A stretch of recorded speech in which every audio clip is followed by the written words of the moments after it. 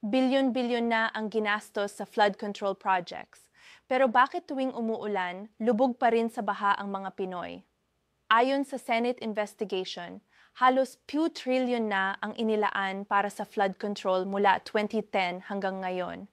Pero sabi ni Senator Ping Lacson, maraming proyekto ang tinatawag na flooded gates of corruption. Sa Bulacan, may mga tinukoy na ghost projects.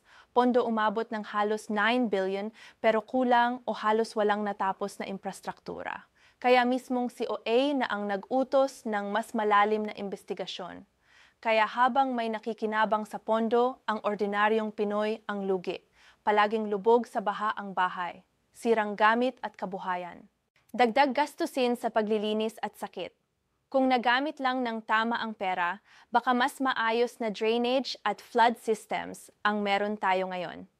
Kung sa lugar ninyo ay baha agad kahit konting ulan, i-comment ang pangalan ng city o probinsya ninyo. Para makita kung gaano kalawak ang problemang ito, ang issue hindi lang baha, kundi kawalan ng pananagutan. Pera ng taumbayan ang ginamit, pero ang balik sa atin, perwisyo. Gusto mo ng malinaw at verified na balita tungkol sa ganitong issue? Follow Pinay AI Reporter para lagi kang updated.